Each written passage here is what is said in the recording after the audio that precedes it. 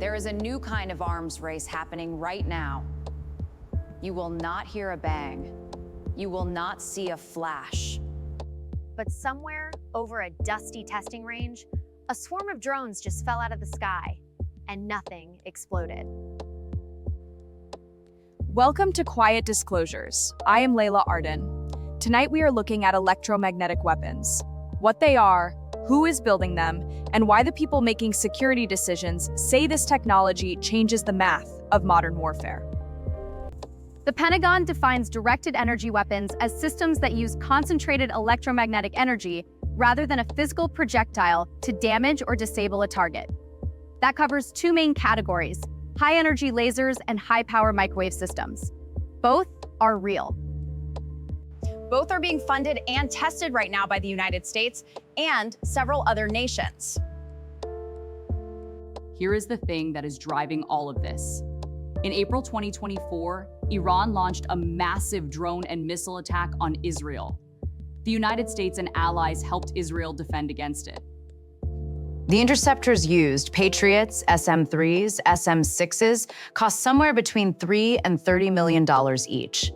Experts estimated the total defense bill for that single night exceeded $1 billion. The drones and missiles being shot down cost a fraction of that.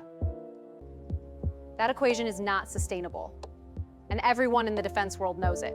The logic is simple.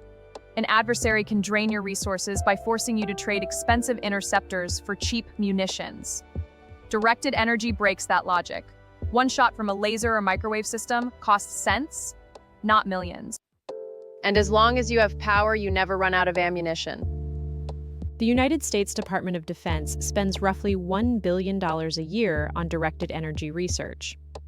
The roadmap published in 2024 lays out a clear ambition: increase power from around 150 kilowatts today to 500 kilowatts by 2030, and eventually to megawatt-class systems capable of hitting cruise missiles and hypersonic threats.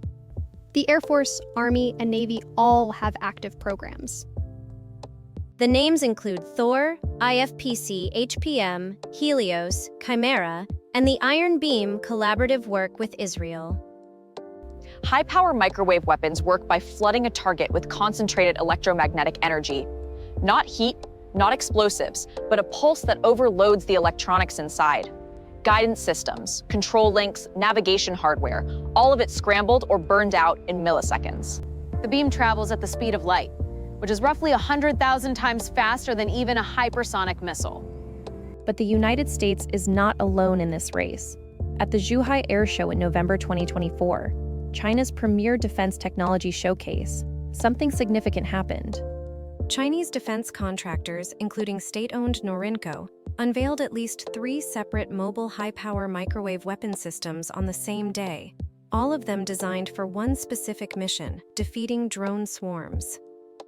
The two most talked about systems from that show were the Hurricane 2000 and the Hurricane 3000. Both are truck-mounted.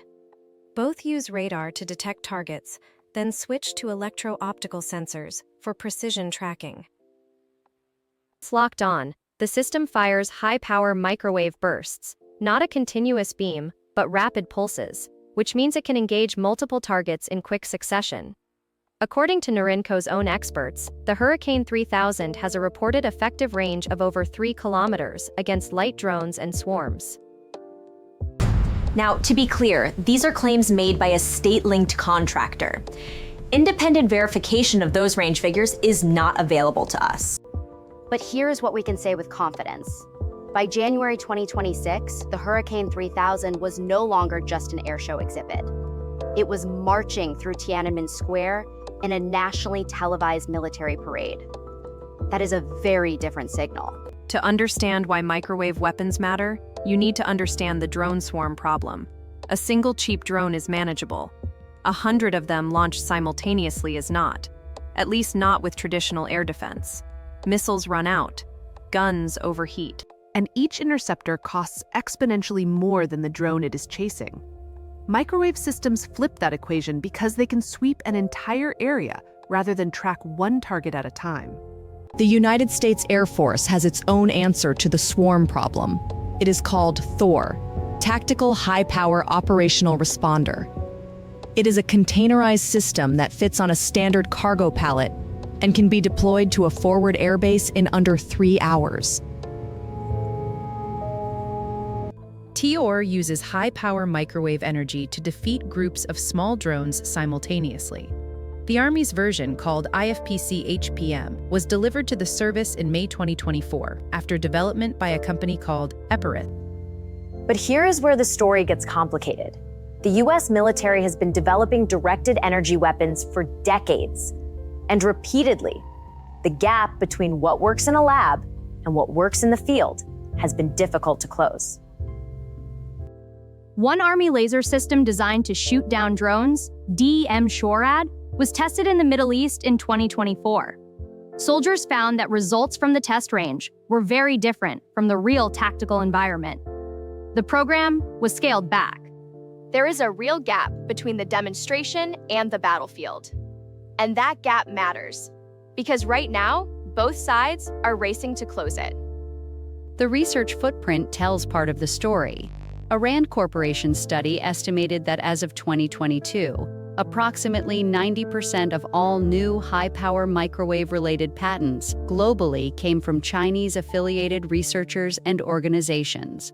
That is not a marginal lead. China also open-sourced an HPM simulation software tool called Yaoguang, developed at the University of Electronic Science and Technology, which reportedly runs full 3D radiation pattern simulations in under 12 minutes. 90% of the global patent space. Think about what that number means, not just for weapons, but for the entire civilian and industrial ecosystem around electromagnetic technology. Power systems, sensors, wireless networks, semiconductor design. The same research base that builds a microwave weapon also builds the backbone of modern communications. What looks like a weapon story is also a supply chain story. The components behind high-power microwave systems, advanced semiconductors, precision power electronics, thermal management hardware, rare earth materials, are the same components that run civilian infrastructure.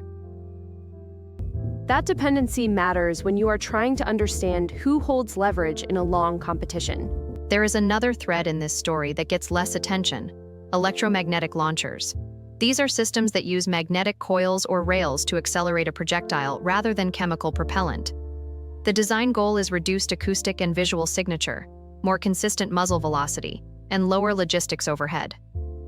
State media reporting out of China has described handheld coil-based systems in development alongside the larger microwave platforms. Independent verification is limited, but the design direction is consistent with broader doctrine. Analysts talk a lot about signature reduction. Less flash, less residue, less acoustic trace. That is not a small detail. When you reduce the signature, you also reduce the information available for attribution. And attribution, knowing who did what and when, is foundational to how deterrence works. This is not just a US-China story. In the United Kingdom, officials unveiled the Dragonfire directed energy weapon in May 2024. It uses radio waves to destroy electronic components in aerial targets. British officials describe the engagement cost as under 10 pence per shot. Germany, Japan, Australia, and Israel are all advancing their own directed energy programs. The UK's Iron Beam project with Israel was expected to reach operational status in 2025. What we are watching is a simultaneous investment surge across both allied and competing defense ecosystems. Everyone has seen the same videos from Ukraine. Everyone has done the same cost math. And the answer is converging on the same technology: electromagnetic disruption at scale. That is a significant moment. When competing militaries start solving for the same problem the same way, the technology becomes doctrine. There is a phrase Pentagon officials have started using more openly in recent years: electromagnetic spectrum superiority. It used to be a planning term buried in doctrine documents. Now it is showing up in budget testimony and public strategy papers. The argument is that controlling the electromagnetic environment, who can transmit, who can sense, who can disrupt, may matter as much as controlling physical territory in a future conflict. Think about how dependent everything around you is on the electromagnetic spectrum right now. Your phone, GPS, air traffic control, power grid communications, financial network. An adversary who can selectively disrupt that environment, or who can harden their own systems against disruption, holds a form of leverage that is very difficult to quantify in traditional military terms. That is what this race is really about. To be fair to the engineering reality, none of this is easy. High-power microwave systems require significant onboard power generation and thermal management. Weather and atmospheric conditions can degrade laser effectiveness. Maintaining a precise beam on a fast-moving target at range is technically demanding. And power supply and cooling systems remain major engineering constraints for mobile platforms. These are real limitations. They are not insurmountable, but they are the reason we are talking about a race rather than a result. So here is what the signals tell us when you step back and look at them together. First, the cost math of traditional air defense against cheap drone swarms is genuinely unsustainable. Second, the United States, China, the UK, and allied nations are all converging on electromagnetic disruption as a core component of future air defense. Third, China has moved faster than many expected in patent development, public showcasing, and what looks like operational deployment. Fourth, the infrastructure and supply chain underlying these weapons is deeply intertwined with civilian technology. The deeper story is what it signals: investment priorities, industrial capacity, doctrine. When a country stops treating electromagnetic weapons as experimental and starts marching them through its capital, that is not a technical update. That is a strategic message. And those messages are worth understanding before the public narrative fully locks in. That is what Quiet Disclosures is here for, the move beneath the move, before the consensus forms. If this was useful to you, share it with someone who thinks carefully about these things, and we will see you in the next one.